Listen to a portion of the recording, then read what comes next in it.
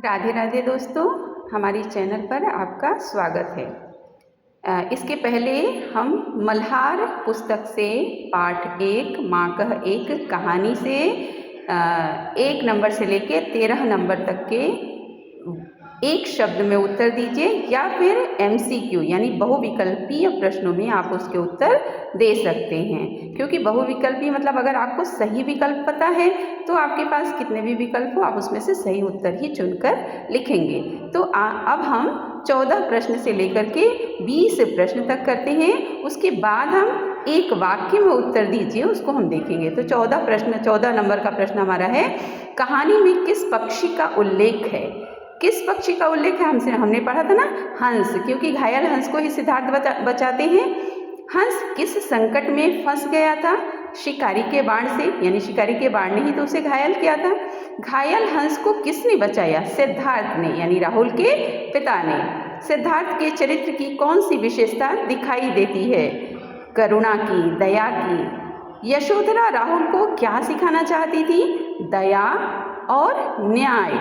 कविता का मुख्य भाव क्या है? करुणा और मानवीयता। और आखिरी हमारा 20 नंबर का प्रश्न है, माँ कह एक कहानी किस पुस्तक से लिया गया है?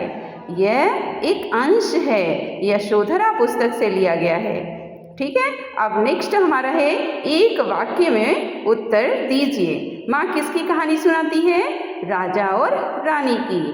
माँ में कहानी में राजा कैसा था?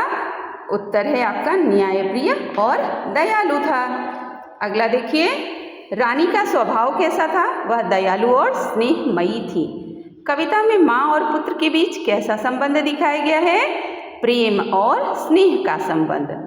5वां नंबर है, कविता में बालक का स्वभाव कैसा है? जिज्ञासु और चंचल। जिज्ञासु किसे कहते हैं? जिसे कुछ न कुछ जानने की इच्छा होती है।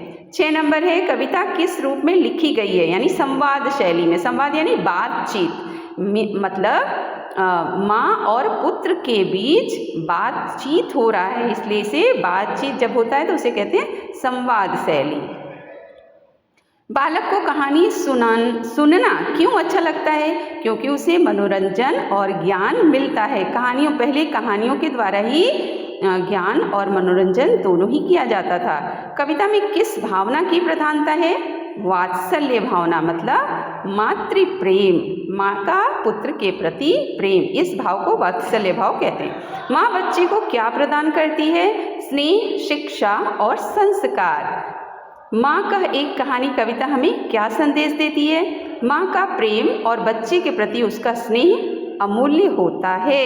अब इसके साथ साथ मैं एक 2 लाइन की लिखी हुई एक पंक्ति बताती हूँ। धीरे धीरे रे मना, धीरे सब कुछ होय, माली सींचे 100 घड़ा, ऋतु आए फल होय। इसका मतलब है धीरे धीरे, ऐ मेरे मन, धीरे धीरे ही सब कुछ होता है। मतलब कुछ भी एक साथ एकदम से नहीं हो जाता है। मान लीजिए एक उदाहरण हम देते हैं, अगर एक रोटी आपको एक साथ मुंह में डाल दिया जाए तो आपको चबाने में तकलीफ होगी, आपको खाने में निगलने में तकलीफ होगी, समय भी बहुत लग सकता है। लेकिन अगर उसे छोटा छोटा कौर यानी छोटा छोटा बाइट बना के डाला जाए तो आसानी से हम उसे चबा चबा कर खा सकते हैं। उसी तरह से चाहे विद्या हो या कोई चीज़ अर्जन करना हो, वो सब कुछ धीरे धीरे ही होता है।